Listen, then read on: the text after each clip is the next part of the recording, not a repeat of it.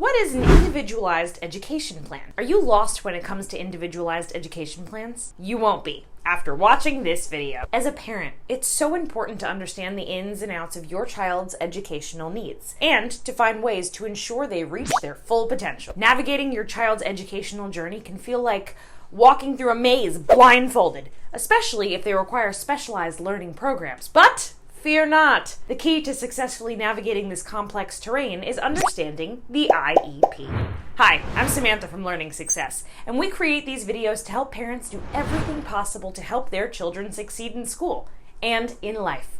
We believe in embracing brilliance and unleashing potential, and that's why we do what we do. So, today, let's cover the sometimes not so simple question, what is an IEP?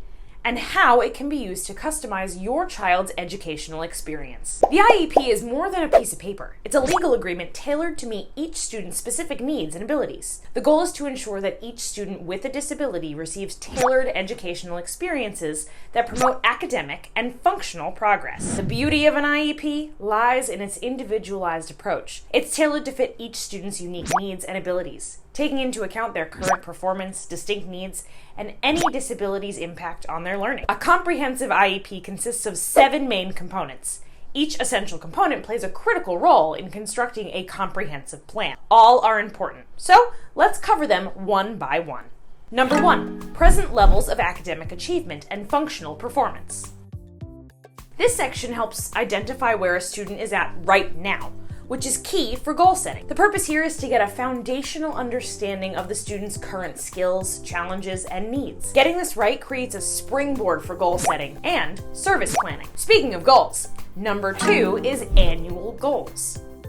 These are explicit, measurable targets that the student strives to achieve within the academic year. It's worth noting that parents should work separately with their child to create additional goals that complement the IEP process, as well as plan for what you will do at home to reach these goals. A good way to do this is with the Learning Success System. Number 3, services to be provided.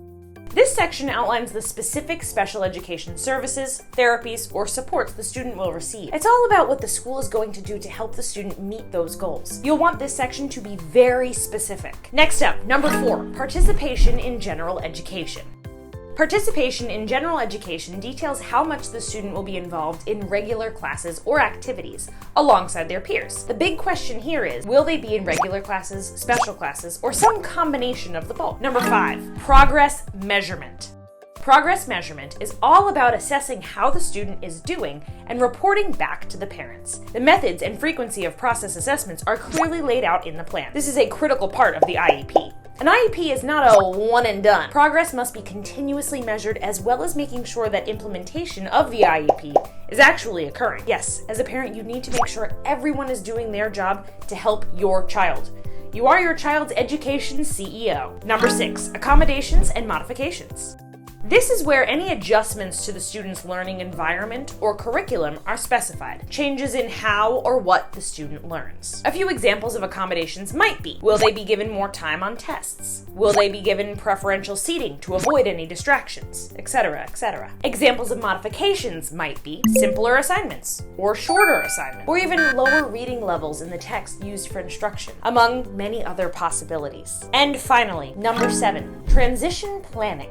For students aged 16 and older, the IEP includes a robust plan for transitioning into life after high school. Think post-secondary education, vocational training, employment, and independent living skills. If you are considering an IEP for your child, or even currently in one, it's essential to do all that you can at home. Doing everything possible to avoid an IEP unless absolutely necessary is not just a good idea, it's a requirement. The school will require that all other options have been exhausted before considering an IEP. And here's something else to think about. Schools do remediation and accommodations that can help a struggling student while they do what is needed to catch up to, and ideally surpass, their peers. But to really get to the root of the problem, educational therapy is needed. Educational therapy is a process of building up the underlying skills of learning, the cognitive micro skills. It's really rare for a school to have an educational therapy program. In some cities, you can find good educational therapists, but often your best choice is to just do it at home. How?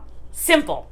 The Learning Success System. The Learning Success System is an educational therapy program designed to help parents work with their children at home to improve foundational learning skills. It focuses on things like visual and auditory processing, proprioception, and spatial awareness, among other things. By working on these skills, children can overcome specific learning disabilities and become more confident in their abilities. When a child has strong foundational skills, it becomes easier for them to learn and understand new concepts in school. For example, good visual tracking skills can help a child read more efficiently, while strong auditory memory skills can make it easier to follow spoken instructions. By building up these skills using the Learning Success System, you can help your child become more successful in school and better equipped to handle academic challenges. You can try it out for free. Just click the link in the description. The creation of an IEP is a collaborative effort, typically involving the student's parents or guardians, the student when appropriate, special education teachers, general education teachers, school psychologists or specialists, and possibly outside professionals such as advocates, doctors, independent evaluators, sometimes even lawyers. Hopefully not lawyers, and a representative from the school district who is well versed with the school's resources. The IEP process may seem daunting, but we've got your back. We've created an entire playlist filled with expert advice from a variety of professionals with expertise in IEPs. Teachers, administrators, parents, therapists, advocates, and yes, even lawyers. You can watch it right here.